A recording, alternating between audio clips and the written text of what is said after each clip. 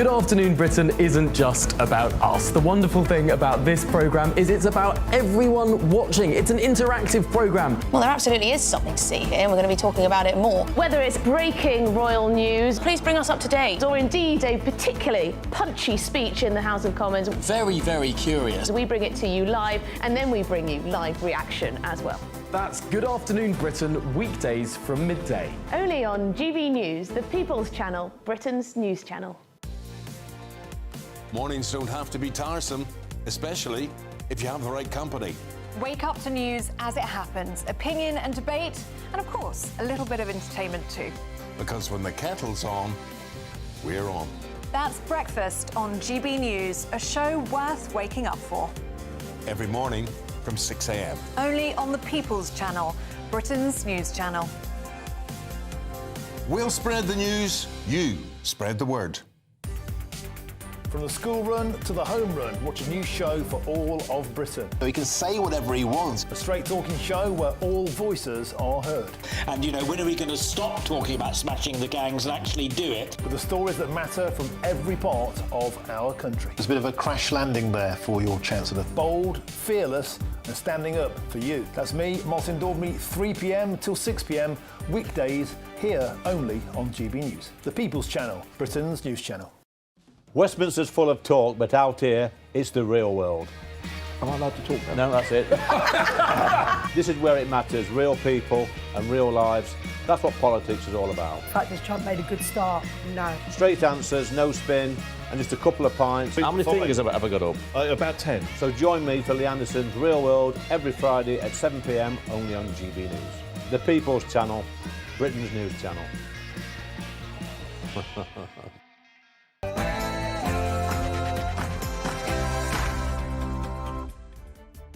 Good evening, you're watching State of the Nation tonight, right here on GB News with me, Matt Goodwin, on tonight's show. As a British border chief claims that migrant hotels are not going anywhere tonight, we will be revealing the farce that is Labour's illegal migration plan. The government has backed a commission into the cause of the Southport riots, but you're not going to believe who is leading it. Meanwhile, as the government talks tough on defence spending at the NATO summit, we are going to be showing you tonight how the government is fudging the numbers. Plus, I'm going to be joined tonight by the Christian Street preacher who has accused British authorities of two-tier justice after she was shut down by Transport Police. That's State of the Nation tonight, right here on GB News, starts right now.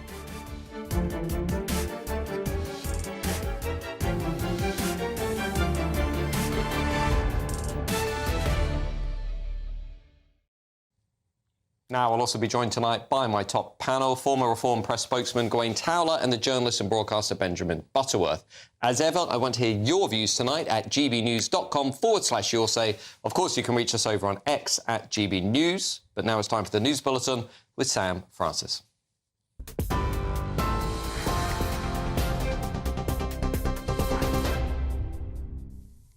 Very good evening to you. The top story at 8. NATO allies have agreed to raise defence and security spending to 5% of GDP by 2035. That is more than doubling the long-standing 2% target. The UK also underlined its support, with Sir Keir Starmer confirming Britain will buy US jets capable of carrying nuclear weapons, marking the RAF's return to nuclear deterrence after more than 30 years.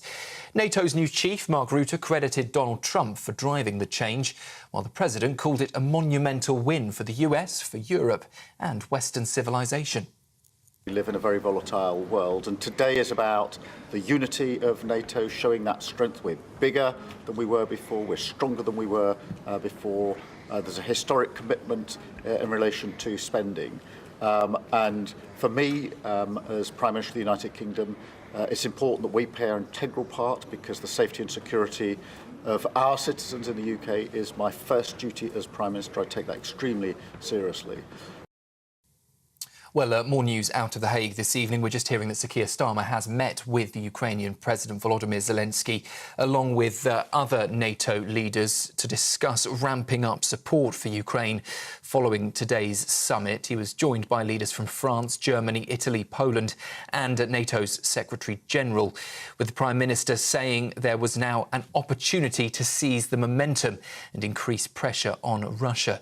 The group also condemned recent Russian attacks on civilians, agreeing that President Putin has shown no genuine interest in peace.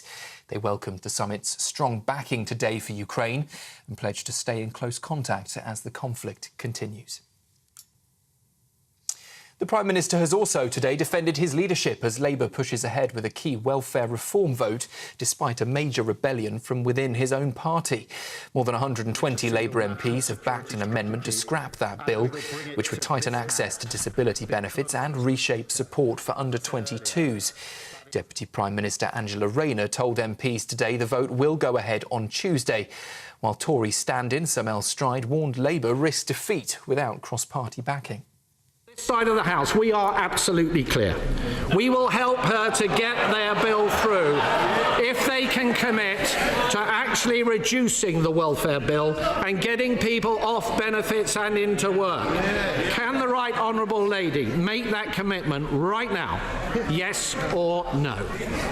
Well, if ever we needed a reminder of the party opposite having no shames, it's their demands for this bill, Mr. Speaker. He demands a programme to help people into work, exactly what this bill does. After he left 1 in 8 young people out of the economy. A 37-year-old man has been found guilty today of murdering a 14-year-old schoolboy, Daniel Angerin, during a samurai sword rampage in north-east London. A jury at the Old Bailey also convicted Marcus Monzo of 3 counts of attempted murder, wounding with intent, aggravated burglary and possessing a bladed article. The attacks happened during a 20-minute spree in Hainault last April, in which Monzo targeted members of the public and police officers. He had previously admitted carrying 2 samurai swords, but denied all other charges. The UK is bracing for a second June heatwave, with temperatures set to soar past 30 this weekend and possibly hit 34 degrees by Monday. Forecasters say it could become the hottest day of the year so far, threatening to smash records at both Wimbledon and Glastonbury. The South East, East Anglia and the Midlands will sizzle, while cooler air keeps Scotland and Northern Ireland in the low 20s. The heat is being fuelled by a warm air mass sweeping from the US, raising concerns about health risks and potential disruption to rail and infrastructure. And the King has shaken hands with, yes, a gorilla and adopted a patch of Pacific Ocean. Certainly not your average royal engagement.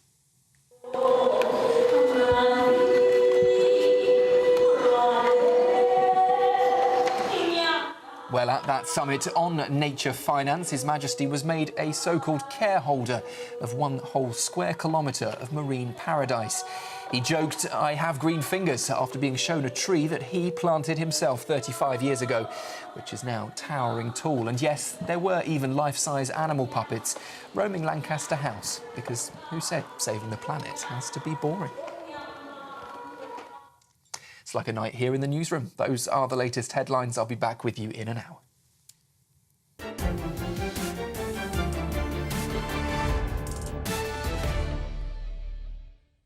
Welcome back to State of the Nation tonight, right here on GB News. Now, here's a reminder of the latest empty promise the Labour government made about Britain's borders. I can confirm today that, led by the work of my right honourable friend, the Home Secretary, we will be ending the costly use of hotels to house asylum seekers in this Parliament. Well, for those of you who were sceptical when you first heard that from the Labour government, you are not alone. David Bolt, the Independent Chief Inspector of Borders and Immigration, has said that this prospect is now unrealistic. And I would say that is putting it mildly. For a moment, let's recall the numbers. So far this year, contrary to what Keir Starmer promised the country, nearly 18,500 illegal migrants have crossed the Channel in the small boats. That is a 50% increase on the same point in 2022, the record year that we have so far. It means, in other words, that we're on track for another record year of Channel crossings into this country, crossings that make an absolute mockery of our claim to be a self-governing sovereign nation. And there's a reason why the numbers are so bad. The Labour Party simply does not care about this issue. The party is filled with open borders fanatics, and if you don't believe me, just look at their policies. Labour's plan for the small boats was summarised by this. To go after the criminal gangs, to smash the gang networks. To smash the smuggling gangs. Smash the gangs. To smash the gangs. Well, smash the gangs has failed. Even the UK border chief said so this morning in the newspapers, that we are not going to solve this crisis by smashing the gangs. But Labour's plan was also this. We also need to clear the ridiculous backlog. We'll cut the asylum backlog. Bringing down the backlog of asylum claims. We've got to find accommodation. There's a record backlog.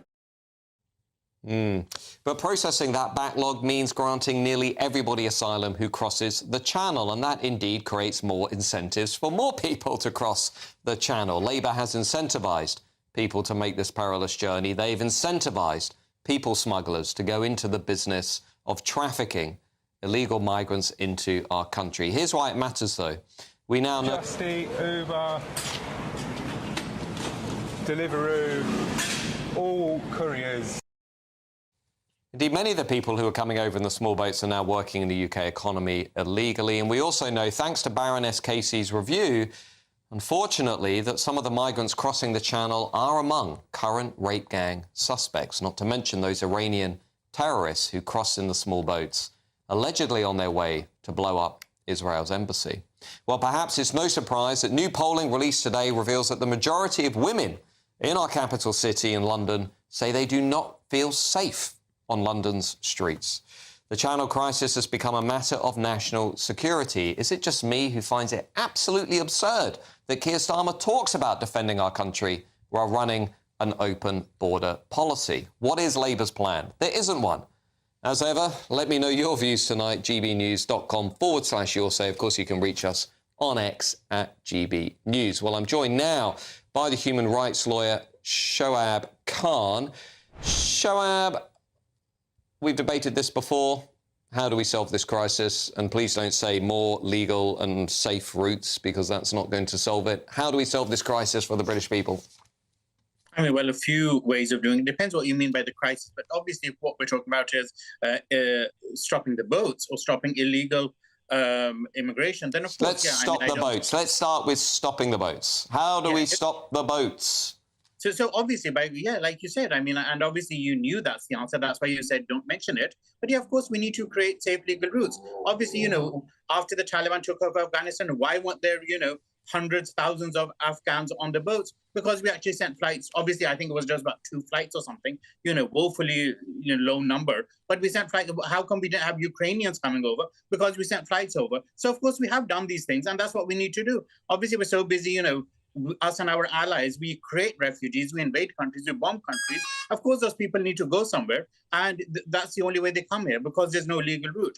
If what we're saying is, how do we find a way to empty the hotels, then of course there's lots of ways of doing that. The point is, I don't live in a hotel, you don't. I've got an idea. I've got a great idea, Shoaib. I've got a great idea. Here's how we stop the hotels. Anybody who arrives in the UK illegally on the small boats or the back of a lorry is immediately detained and deported to an offshore processing centre. Don't care where it is, but they are detained and they are immediately deported, rather than us subject the British people to the absurdity of having them fund accommodation for people who are breaking our laws. I mean, it depends what you mean, but if you mean processing, depends how long it's going to take. Processing takes years, so basically we're going to send them somewhere. I mean, obviously, was it Priti Patel who suggested, I think, a volcanic island a few thousand miles away? So if that's what we're talking about, that's, you know, we know that's rubbish, that's illegal, that's inhumane. So yeah, of course I'm not going to. So it depends where we're sending them and how long. Why don't we just speed up the process so asylum claims don't take years and years? Why don't we actually have a way? You know, we all know that. So you say, why don't asylum claims take years and years? The issue we have at the moment is the Labour government is approving the vast majority of asylum claims that are made in this country, including by illegal migrants who are breaking our laws, arriving on the small boats. I think they're approving somewhere between 60 and 70%. So the big message that is sending to people around the world is, if you get into a dinghy and you cross the channel and you break the law and you arrive in the UK illegally, the government, on balance, will probably let you stay. And as we've discovered in the papers this week, you can probably get a job for a fast food delivery company almost immediately. How on earth is this putting the security and the safety and the interests of the British people first? Yeah, well, it's not putting the safety first, and that's the whole point. Because because people have to be smuggled in. We shouldn't have that. We should have safe legal routes as the first reason. Secondly, why are they having to work in the black economy? Why don't we just allow them to work? And that's the thing. I mean, why am I having to support asylum seekers in hotels? Why are we allowing illegal migrants to work in our UK economy? This is completely bonkers. They've broken the law. We don't allow them to work in our economy. That provides an incentive for more people to come. If you break our law, there should be consequences. Thank you to Shoaib Khan. I'm joined now by former government lawyer Amar Jahal. Amar, I feel like I'm going insane in this debate. What is happening? How do we create a system that actually treats British taxpayers, the law-abiding, hard-working majority, with respect? How can we create a system here that treats the people out there with the decency that they deserve? Well, that would be a fairly long and difficult question to answer, Matt. But I think, as you correctly pointed out in response to Shoaib, you've got to start with robust deterrence. And he was talking about safe and legal routes and cited Afghanistan and Ukraine as examples. In fact, Afghanistan has been in parallel. The safe and legal routes that we've created has been in parallel to a lot of Afghan nationals arriving on small boats. That, in fact, it didn't prevent boats. Boat arrivals have been happening roughly since 2018, although there's been a significant uptick in recent years. OK, so let's say this bigger issue, we've now got the UK border chief saying it's unrealistic. We're not going to stop the asylum hotels this side of the general election. So the folks out there are going to have to be paying somewhere between £7 and £10 billion every year for the privilege of basically providing accommodation for people who have broken our laws and I would argue shouldn't be in our country to begin with. Where does the Labour government go on this? Because clearly they will be aware that the status quo is unsustainable. Presumably they're aware that the numbers are just spiralling out of control. I would hope somebody in number 10 is aware of the fact that there is no border policy, effectively. We are running open borders. Where does the government go on this issue of accommodation and housing? OK, so on the bigger picture of illegal migration, they're clearly in a bind. Not only do they have the meaningless slogan, which is similar to Stop the Boats, of Smash the Gangs, which has dug them a further hole, they're not prepared to make the fundamental changes to our international law obligations, so predominantly but not entirely the ECHR, and then domestic law following on from that. So within that constraint, they're in a pretty big bind. OK, so forgive me, this is probably a bit outside of your immediate focus at work, but I wrote in May 2024, Labour's strategy for smashing the gangs was not going to make a blind bit of difference because if you remove the Rwanda plan, if you decriminalise illegal migration and you maintain this generous welfare state, including housing and accommodation, the numbers are going to spiral. And guess what? The numbers spiraled. We're now up to about 170,000. More people have arrived illegally in this country on the small boats than are in the British Army, right? Which should give everybody pause for thought. So given it was so obvious this strategy was going to fail, why on earth did nobody within number 10 and the Labour government actually realise this was not going to work? I think Labour was pretty relentlessly focused on winning the election, and clearly in a whole range of areas they hadn't thought much past election night. And on to day one, they've realised that everything won't just be better just because they think they're better people morally than the Conservatives. The civil servants hasn't run fantastically just because of a change of government, and equally sound bites on the borders haven't cut it. Now, in terms of the big picture, what they need to do, in addition to addressing deterrence, they also need to address the pull factors, which, as you've mentioned, very generous. Well, smartphone, cash card, accommodation, NHS, schooling. You know, I mean, we are, as a French say, we're a soft touch. Let me put it to you that the answer to this riddle is we leave the European Convention on Human Rights, we reform the Human Rights Act, which entrenches the ECHR into domestic law, we immediately detain and deport, we process asylum seekers and illegal migrants offshore, outside of the UK. We do not put them into the heart of British communities around British people and their children.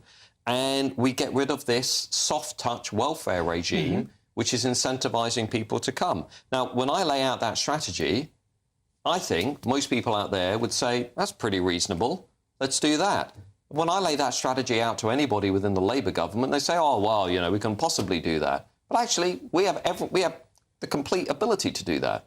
Yeah, so there's absolutely no way to do this whilst keeping the establishment, the Guardian, people who have profited from the human rights industry on the side. So you have to park the moral outrage and the hows that will come. And in addition to those 4 fantastic points, the 5th pillar is going to have to be reforming domestic law, because in addition reforming to... the Blairite legacy is Blairite legacy, but it's not just the Human Rights Act, because there are endless appeals. You're talking about an uptick in Home Office decisions. If the decision isn't in favour of granting someone protected or refugee status, they appeal.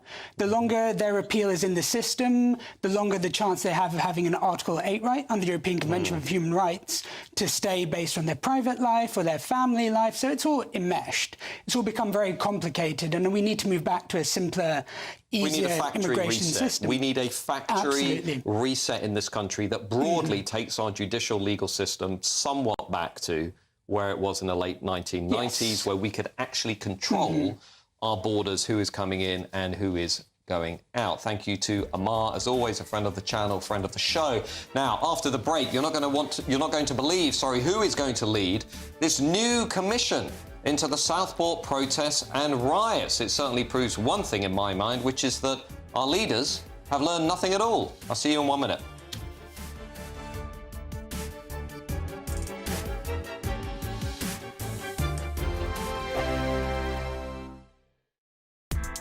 Join me, Nana Akwe, for an informative, interactive news programme with a difference. It's fun. No, he didn't say that, Dave. I'm so surprised. I think there's an element of truth to that. Join me from 3 p.m. every weekend, only on GB News, Britain's news channel. GB News Breakfast, every day from 6 a.m. What stresses you out the most? Oh, stupid people. Yeah, stupid people. Actually, I'm convinced the world is full of stupid people. Right, OK. All right, so stupid people... Why are you looking at me? Why are you looking at me? I actually wouldn't look at you, mate. You're a smart person. But no, honestly, if you were in my life, particularly when you rely on people to do things for you and they just can't see the obvious thing to do. Oh, no. But you have to be very grateful that they are doing things for you. Yeah, that's... Ellie, for me, it depends on the mood I'm in. Because if little things happen and I'm not in the right mood, then everything drives me crazy. Now, that is a very good point. So, micro-stresses. Is that what it is? But according to the Daily Mail this morning, 89% of Britons are finding the small stresses is exhausting them the most. Yeah. Things like being stuck in traffic, hate that. The bin bag breaking. I actually don't mind being stuck in traffic. No, I do. I find it... Oh, that's OK. Great on my soul. Unless it's late, I'm late for something. Although I was stuck for about 3 hours trying to get home yesterday. Oh, no. Yeah, but you see, I don't think those are micro-stresses. I think they're major stresses. Full-on stresses. That's what the study says, So listen, don't pass them off as, it's only just stuck in traffic. That's a major thing. OK, yeah. That's major stress. OK. Yeah. It says sometimes it triggers the same exhaustion as a single major life event. If you have lots of these in a day. So bin bag breaking is you taking it out, losing your keys. That's a major one. Yeah. That's major for me. People who walk slowly, that is so irritating. Forgetting to charge your phone overnight, forgetting to put the bins out, not being able to find an outfit. You know what I really hate? Really, really grinds my gears? What? Is when I either let someone out, and when I'm in the car, I let someone out and they don't say thanks, or I stop and let them cross over and they don't go... That's irritating. Then I go... Well, I tend to agree with you, Paul. GB News, the People's Channel. Westminster, the ultimate clique. And you're fighting like rats in a sack. But here on the Camilla Tominey Show, we ask the questions the establishment media is too scared to ask. OK, let me ask you a straight question, because I know you're a straight-talking politician. Whether it's net zero, illegal immigration or law and order, nothing is off-limits. You had the power then. Yeah, as I and say, now you've lost it. That's the Camilla Tominey Show, a politics show that's fearless. But no, let me finish my question if you don't mind, because it is my show. Sundays at 9:30, only on GB News, the People's Channel, Britain's news channel.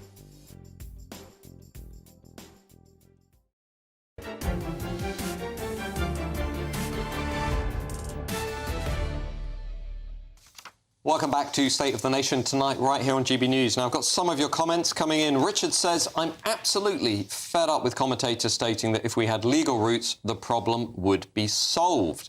Those that don't get accepted via legal routes will be piling onto the beaches in France. What changes?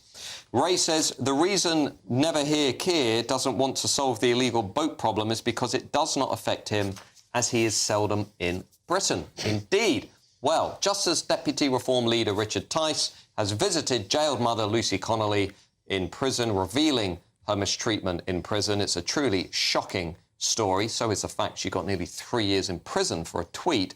The government has backed a commission into the underlying causes of the Southport protests and riots.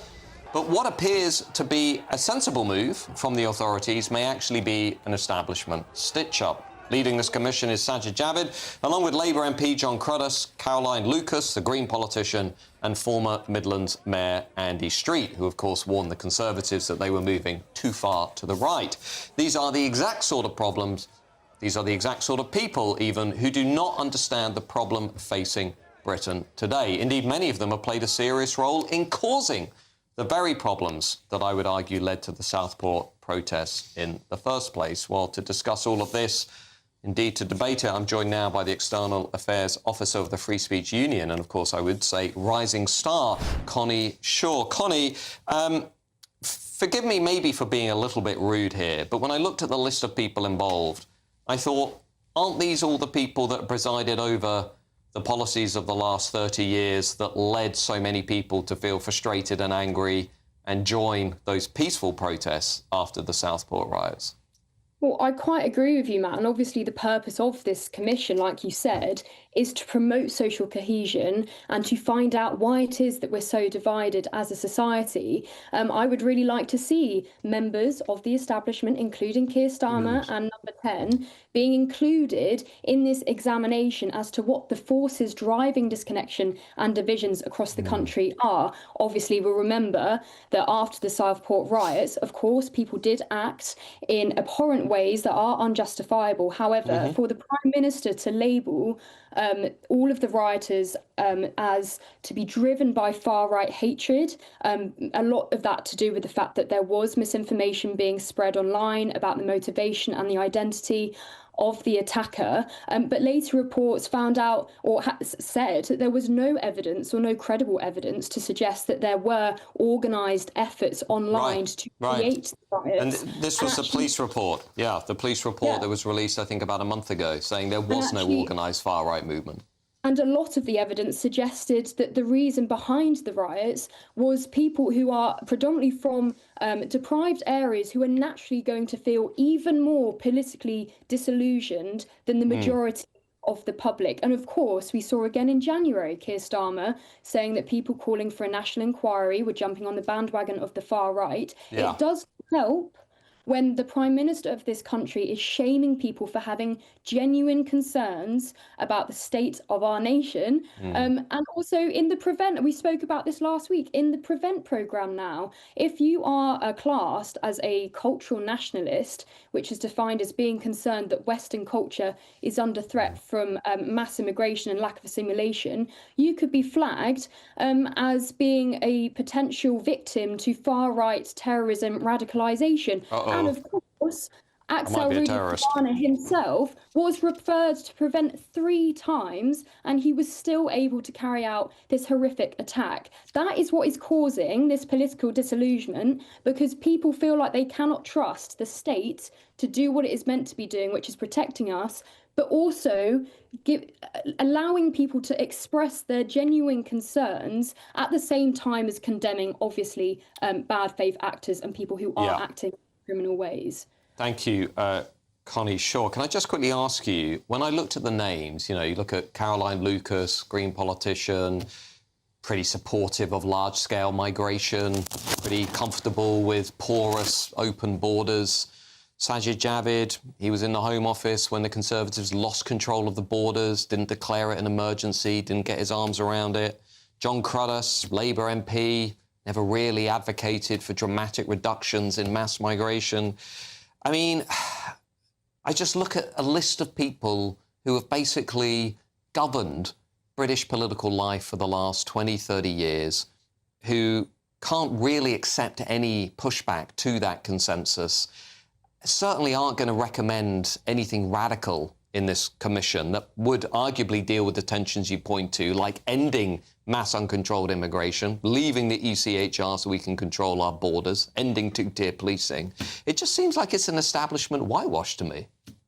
Look, I understand your concerns, but perhaps if we are going to try to be optimistic at all, is that maybe this will cause them and force them to face the truth that there are certain reasons why people are so upset and disillusioned that they might have to come face to face with that fact, and for the very reasons that you point out. Perhaps it might be a good thing that these are the people who are having to do this, because if it's carried out properly and they do consult members of the public and carry it out in a way that really does get a varied opinion, people like Caroline Lucas in the Green Party, who do seem to a lot of the time shame people in the same way that Keir Starmer has shamed people for having concerns about immigration, they cannot continue ignoring the public, and perhaps it might be a good thing that these people are doing this inquiry. I understand your concerns, but there's always that chance as well.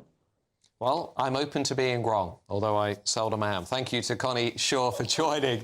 Now, with me now on the panel is former Reform press spokesman Gawain Towler and, of course, the journalist and broadcaster Benjamin Butterworth. Gawain, there is something that just doesn't sit right about this commission and the members, that it doesn't seem to be fully in tune with where the country is. If you are going to have a study into why those riots took place and why there was the disturbance and the demonstrations, looking at that, actually, look at the panel, the one who impresses most is John Cruddas. He's probably, of the Labour cohort, he's probably one of the few who does get it a bit. He really does. And of all of them, he's the one I rate most. But the idea you're going to have something like and have a Green, I don't think a single person who was involved in any of the demonstrations, let alone the rioting, has ever considered voting Green. I cannot see how Caroline Lucas has any relevance. Are any Reform people involved? Of course they haven't invited somebody from Reform, because why would they? We're only on 34% of the polls. So just to clarify, the one party that is number one in the polls, more than 1 in 3 people are supporting. And one might suggest that some of the people in those demonstrations might be supporting. It's not involved in the commission. I will tell you this.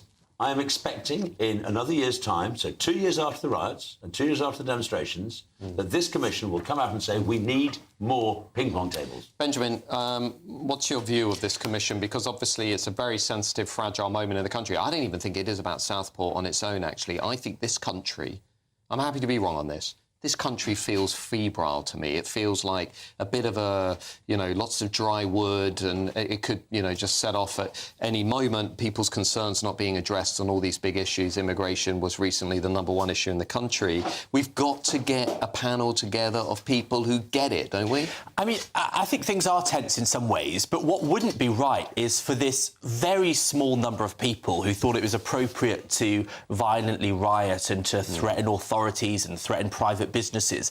They shouldn't be controlling the narrative. There were violent protesters. I just want to add, because it's important, there were peaceful protesters as well. But I think that the idea that you should be giving those people that got all the attention to dominate this is wrong. Now, I actually agree. That's how the history of British politics. Hold on. When there were the riots after the Mark Duggan shooting, when the London riots took place, the first thing everyone did was go to the, dare I say, the black community and say, what did we do wrong? What did we do wrong? Let's make it better. Yeah. That's not what's happening here. That's not what's happening. Dismissed as far right. The history of left-wing politics in this country is protesting, rallies and demonstrations, getting policy outcomes. From the suffragettes onwards. Well, it's not. The history is not particularly violent, and also those protests. What are you talking about? The suffragettes blew up people's houses. Wasn't it the suffragists that changed things, and not the suffragettes? It was the non-violent means that worked. Are you saying the violent means of the suffragists and suffragettes were not? They were working together. They were working over the same time. Are you able to define whether it was the bombs and the threats and the attacks, or just the nice people? Before we go down a suffragette rabbit hole, can we keep it on Southport? Yeah.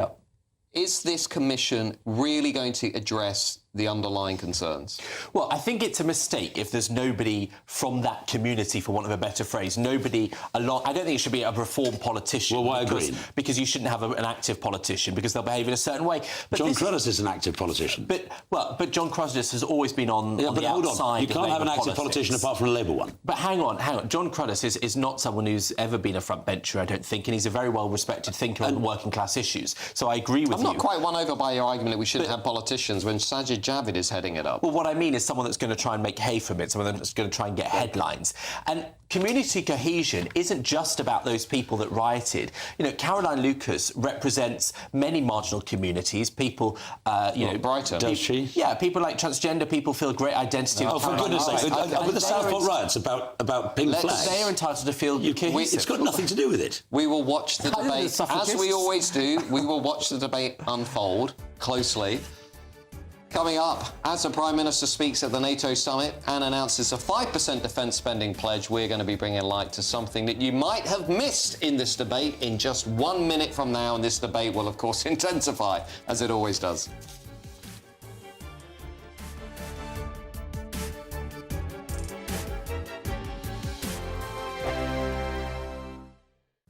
Hello there, good evening. Welcome to your GB News weather update from the Met Office. As we head through the overnight period, a risk of thundery showers across the southeast, but elsewhere, plenty of cloud and further outbreaks of rain. And for all, it is set to be a warm and muggy night to come. And we can see from our bigger picture, plenty of frontal systems moving in from the west and south, bringing us that cloud and bringing us the rain. But it's really across the southeast where we need to keep an eye on some quite heavy showers moving into parts of Kent, East Anglia, and these could possibly turn thundery during the early hours of the morning. But plenty of rain sweeping its way in from the west. This could be heavy at times, particularly across western parts of Scotland. But for all, many towns and cities not really dropping much past the mid to high teens. So it's going to be warm, muggy and feel quite uncomfortable through the overnight period. And many are going to be waking up to quite a wet start, particularly across Scotland. Some quite heavy and blustery outbreaks of rain, particularly across the north and west. Starting to clear a little more across far west of Northern Ireland, but even here still plenty of cloud and some light showery outbreaks towards eastern areas. And elsewhere across England and Wales, once again, cloudy outbreaks of rain, particularly across Wales, Devon, Cornwall, elsewhere across the southwest. And this system through the course of the morning will slowly edge its way eastward. Still a chance of some heavy blustery outbreaks of rain, but eventually clearing from the west, which means it will brighten up nicely. Still some showers around, but mostly dry by the afternoon. Plenty of sunny spells, and the difference will be it will be feeling a lot fresher, but still highs of around 25 degrees Celsius across the southeast, so still warm in the sunshine. And then Friday to end the week, once again further outbreaks of rain, mainly towards the far north and northwest, where once again it could be heavy, if not quite blustery at times. But elsewhere across England and Wales, particularly across the southeast, it should be largely dry and plenty of sunshine. And temperatures are on the up as we head into the weekend. It's likely we'll see another heat wave. That's it from me. Bye-bye. Hi, I'm Michelle Dewberry, and my show is your opportunity to cut through all the noise and dive in headfirst to some robust debates. Ideas clash. Situation, no, isn't it? Because the failure is... You're deliberately avoiding my point. Nothing's held back. And if you think this is the end of it, wait for more. And we do not shy away from the difficult stuff. Sometimes I want to shake people and say, if only you understood. So join me on Dubes & Co. weeknights at 6 p.m, only on GB News, Britain's news channel. Good Afternoon Britain isn't just about us. The wonderful thing about this programme is it's about everyone watching. It's an interactive programme. Well, there absolutely is something to see here, and we're going to be talking about it more. Whether it's breaking royal news, please bring us up to date, or indeed a particularly punchy speech in the House of Commons. Very, very curious. We bring it to you live, and then we bring you live reaction as well. That's Good Afternoon Britain, weekdays from midday. Only on GB News, the People's Channel, Britain's news channel.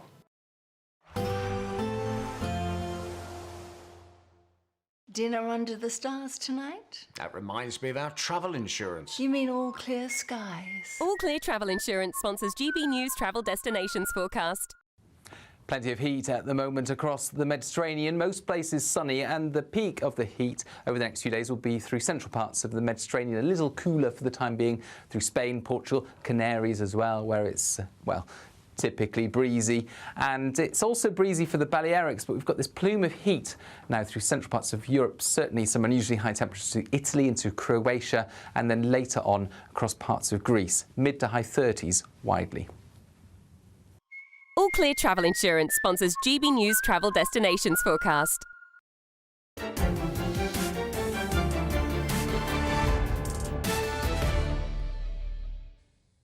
Welcome back to State of the Nation tonight, right here on GB News with me, Matt Goodwin. Now, earlier today, Prime Minister Keir Starmer congratulated himself for committing the UK to 5% defence spending at the NATO summit. But here's something you might have missed. The resilience and security spending included in our defence budget will include, yes, you guessed it, migrant spending as well as net zero policies. All of this is, of course, a means to placate President Donald Trump. Well, to discuss all of this, I'm joined now by my panel, former Reform press spokesman Gawain Towler and journalist and broadcaster Benjamin Butterworth. Gawain, there is something bizarre going on with how we're calculating our defence spending commitments, is there not? It is almost... This is a joke government. It is a joke government. Defence spending, including things such as rural broadband, including such things as net zero spending. Ed Miliband must be over the moon. He can call his wind farms defence items. It's absurd and dishonest, deeply dishonest. And do you think that the Department of Defence over in Washington, do you think the Pentagon is going to be fooled by this for one iota? I was going to say, I mean, the Americans must be looking, you know, it's a bit like... They must think we are idiots. You get your credit card bill of your itemised things, and they must sort of go through this and think... Wind farms. Hang on a minute, why are net zero contributions included under buying national solar defence? panels from China, that seems like a really effective defence move. And also, Benjamin Butterworth, I'm struck by Keir Starmer the last couple of weeks saying, you know, yes, we must take the security of the United Kingdom seriously, we must invest in our national defences.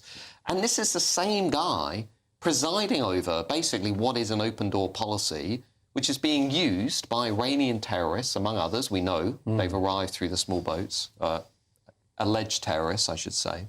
And yet this guy seems to be saying, I'm going to invest in defence, while not actually fixing the things that are undermining the security of the British people.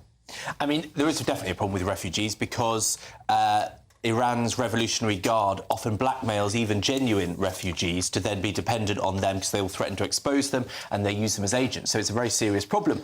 But when it comes to the defence spending, I mean, this is a significant rise that's happening here. But it's not defence spending, is it? It is a significant rise. And actually, I think you're quite mistaken. In the modern world, things like access to the internet is a very effective way to try and undermine a country. You are aware, if we go into a war with something like China, the internet goes down for a year. Well, that's why it's so important. A year. It doesn't matter if you've got rural broadband. The whole internet goes down for a year. They cut the deep sea channels, they take out the ships that can fix them. That's it, finished, gone. This is why So broadband in Somerset ain't going to make a blind bit of difference. It's a joke. But then you lead me into my second point, which is that one of the reasons why things like net zero, or rather having solar and wind energy, is absolutely essential, because as you just pointed out, malign actors from other countries would want to cut our access to those kind of resources. So being able to have energy that's homegrown would be such absolutely as the gas under our feet, such as fracking. Not such as something like the sunlight that may or may not be there.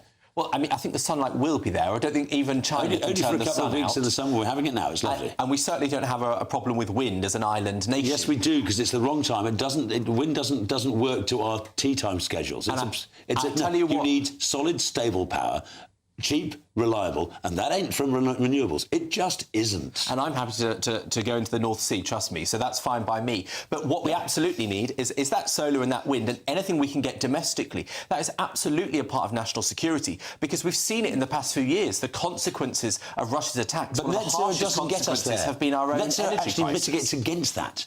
We should be looking at SMRs across the country. We should be looking at a whole series of other things. SMRs being small nuclear reactors. Right. And things of that sort through Rolls-Royce and other equally effective people. But really, the bottom line is that to describe this as defence spending, NATO demands 5% defence spending, and describing rural broadband as defence spending, you know it's a joke. No. I know it's a joke, and America knows it's a joke. Can I just throw something else in here? I suspect the Americans are looking at us right now and saying, well, you've got pro-Iran protests on the streets of Britain, you've had pro-Hamas... You gave up the Chagos Islands, so we now have to get permission to fly a bombing raid. Giving up national territory, strategic assets. You've got this free speech crisis, which obviously J.D. Vance, Vice President, has been watching closely.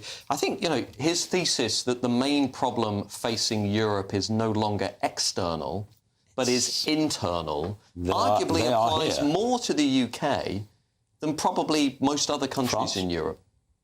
Pretty bad in France too. And elsewhere. It's not just the UK, it's actually a universal But when problem. it comes to defence, does it really matter if we're spending 4%, 5%, if we haven't got our internal security? Well, when you've got the ability for a couple of loons on electric scooters to break into our key RAF base. Celebrated by an MP, no less. A Labour MP actually said, Benjamin Butterworth, that she supports Palestine action. In fact, the words from the Labour MP, or independent MP, Zara Sultana, said, we are all Palestine action, to which I responded, I'm afraid we're not all terrorists. No, and also I'd point out that a great many Labour MPs responded to that saying, we're absolutely not. But there is a problem, though, isn't there? Sectarianism is becoming a part of British political life. This kind of internal collapse of our social contract. If I was an American operative in the Pentagon looking at the UK, I'd be saying, can we actually rely on these guys? Well, I think that's unfair because, you know, the UK has been leading the way on trying to increase defence spending since Donald Trump came to office, and we've been persuading many other countries to follow. Germany, which has finally found its feet, was very reluctant for a long time. So I think we've been a reliable ally of Donald Trump. Not a reliable ally of Israel, though, of course, who said that they cannot actually consider us a reliable ally currently. Well, thank you to my panel. Now, after the break, GB News exclusively reveals what could be the proof of a two-tier justice system. I'm going to be joined by the Christian Street preacher who was shut down by transport police. Stay with us the next minute. You're not going to want to miss this. I will see you shortly.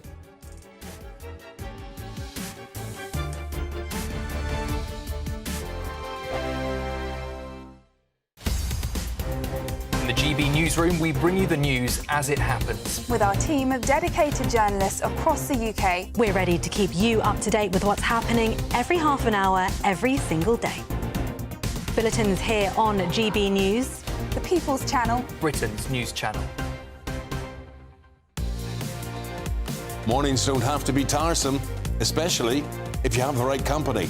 Wake up to news as it happens, opinion and debate, and of course, a little bit of entertainment too. Because when the kettle's on, we're on. That's Breakfast on GB News, a show worth waking up for. Every morning from 6 a.m. Only on the People's Channel, Britain's news channel. We'll spread the news, you spread the word. Westminster's full of talk, but out here, it's the real world. Am I allowed to talk now? No, that's it. This is where it matters, real people and real lives. That's what politics is all about. The fact is Trump made a good start, no. Straight answers, no spin, and just a couple of pints. How many fingers have I got up? About 10. So join me for Lee Anderson's Real World every Friday at 7 p.m, only on GB News. The People's Channel, Britain's news channel.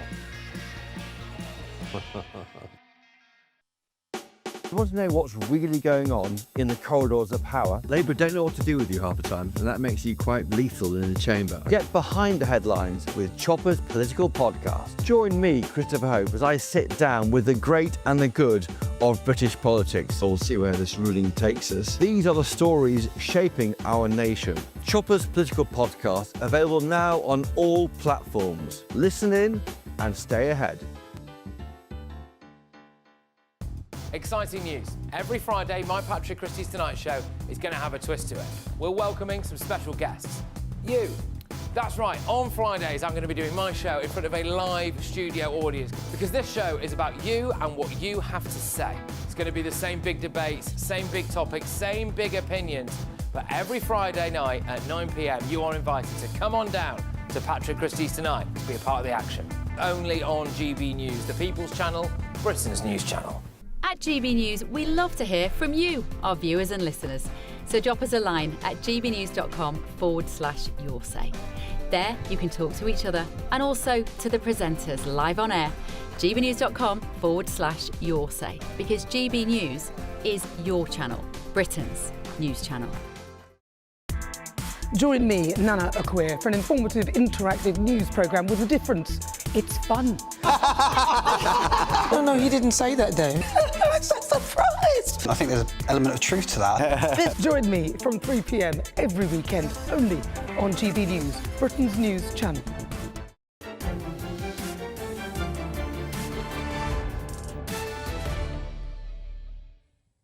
Welcome back to State of the Nation tonight, right here on GB News with me, Matt Goodwin. So do we now have undeniable proof that Britain's capital is enforcing a regime of two-tier justice? Well, we've been talking about this for the last few years, and for many people it's become unavoidable.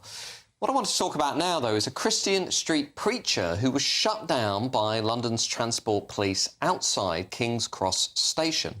Now, she has exclusively spoken to GB News, claiming that Christians are being heavily persecuted in this country and that police are not doing this to other religious speakers. Shocking, indeed, if true. Well, are we living in this two-tier approach by the authorities that we hear so much about? I'm delighted to say I am joined now in the studio by that street preacher herself, Monique Bailey. Monique, can you tell us a bit about what you experienced and what happened for the viewers who might not be familiar with this story? Now, I've watched it closely myself, but perhaps you could tell them exactly what happened. Yeah, sure. So I went to King's Cross on Thursday with my team, Mad for Jesus Ministries. And Afro Jesus Ministries. Mad for Jesus. Mad for Jesus Ministries. Yeah, on the top. It's on your T-shirt even. Yes. Mad for Jesus, OK. Yes, so we went out on Thursday and we basically put our amp there just before the barriers. So there's like barriers just in front of the station. We put our amp there. Then security came and they said, you can't be there. This is private property, but you can be before the barriers. So we went before the barriers, closer to the station. So I started worshipping. I normally sing first and then I preach. Then I gave it to my mother. Now that's when the police came. And she was like, what are you doing? Do you have a permit here? And we were like, oh, we didn't know. The security told us we could be here. I'm not totally sure of all the laws and all this stuff to do with street preaching, so I didn't have that knowledge at the time. So she was like, you can't be here. So we said, well, security said we could be here. So after we discussed that with her, we were like, OK, fine, we packed up our stuff, fine. We don't want to go against the law, right? So she just started saying comments now, which was odd. So that's when you see the clip that I've put up where she was like, this is wrong, I don't agree with it. I'm just paraphrasing. But sorry, this is the police officer. The police officer, saying she doesn't agree with moving you on. Yes, basically. Okay. And she doesn't agree with the gospel, right? Basically, like she was like, I don't agree with it. This is all wrong. And it was just, for me, it was like, what's going on with the police these days? Because you're meant to like help us and serve us, but instead you're. And where is that clip? Where can people watch that? It's on my Instagram. Right, yeah, okay. And that's Monique Bailey, is it? It's monb_1997. Okay, so the police officer basically was letting it be known that their political views were not aligned with yours, which raises the question of, well, we don't really care what the police thinks politically. But what about this suggestion that you were treated more harshly than other followers of other religions? Yeah, sure. I believe that just because, personally, I believe Jesus is the way and the truth and the life. And, you know, I've seen it, and I believe many people have seen that there has been more persecution on Christians more than any other religion. And we've seen it day in, day out with Harmony that sang as well, and she was persecuted. So it goes to show that something's quite odd in the UK right now with the police coming against Christians and what we are there to preach about. And it's the good news. The gospel is good news. Absolutely. I'm also, by the way, personally struck by the lack of attention that is given within the Western media to the persecution of Christians across large parts of Africa. Now, were that perhaps another group, we might hear a lot more about that. I'm just going to read to you a statement from the British Transport Police, who said this: "We are aware of a video posted on social media showing an interaction involving an officer outside King's Cross railway station. Officers were on patrol at the station when they came across a group preaching on private land with a loud speaker, which requires permission from Network Rail, and as such, they asked them to leave." Yeah. What's your response to that? It is true that the police did tell us that you need a permit, so that is truth. But it's the way it was handled. She was very agitated with us, very hostile. How she came across to us, it was as if she didn't like us, if I'm being honest. And we're just here to spread the love of Christ and the truth of the gospel. And, you know, it was just astonishing. I just couldn't believe how a police person could come against us like that. Like, we were abiding by the rules. And by the way, I didn't actually put the full clip on just to, in a way, save her, because it actually got worse. OK. Yeah. Monique, can I just quickly ask, if you take a step back and look at Britain, you know, as a Christian, you see the demonstrations that we've had since October 7th, some would say pro-Hamas, anti-Israel demonstrations, pretty overt displays of anti-Semitism. We've had the Lucy Connolly case. We've had, I would argue, clear evidence of a two-tier approach within our judicial legal system. Do you think that we are actually now entering a society where some groups, some religions are treated much more harshly than others? Do you think, for example, if you had been a Muslim preacher in King's Cross Station, the reaction would have been the same? Yeah, I don't think it would be the same. I do know, of course, every religion gets something thrown at them, but I do think, of course, Christianity is the most persecuted, and I do think we will see it more. OK, well, interesting. Thank you to Monique for joining us tonight. Up next is Patrick Christis. Patrick, what have you got coming up on your fantastic show tonight? Well, I've got loads on, Matt. Thank you very, very much. So, Keir Starmer's on the run, isn't he, really? Nowhere to be seen, out and about. Meanwhile, his own house is metaphorically burning down, so he's about to face a massive rebellion. Also, we've got David Lammy actually inviting reparations talks now. So, you know, when he said that we demand reparations, it turns out that actually really he was demanding reparations. 5.5 years in prison. Is that all you get for killing a man, punching a man to death on the London Underground after he just brushes past you? We're going to be talking about that. There's also a Slovakian paedophile ring that has been exposed. They raped a 12-year-old British schoolgirl. The other terrible thing about that, of course, is that they were given, some of them anyway, British taxpayers' money for a music video. And on lighter news as well, Glastonbury started. I think that might have the hardest and tightest border anywhere in Europe. All of that after your weather.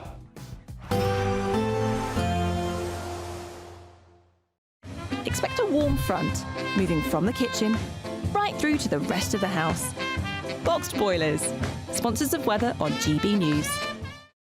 Hello there, good evening. Welcome to your GB News weather update from the Met Office.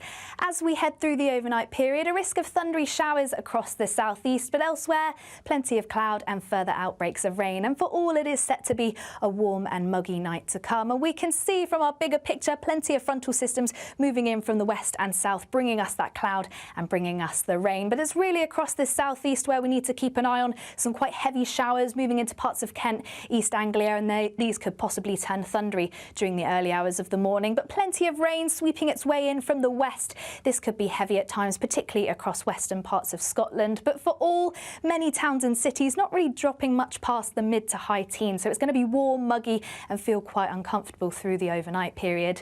And many are going to be waking up to quite a wet start, particularly across Scotland. Some quite heavy and blustery outbreaks of rain, particularly across the north and west. Starting to clear a little more across far west of Northern Ireland, but even here still plenty of cloud and some light showery outbreaks towards eastern areas. And elsewhere across England and Wales, once again, cloudy outbreaks of rain, particularly across Wales, Devon, Cornwall, elsewhere across the southwest.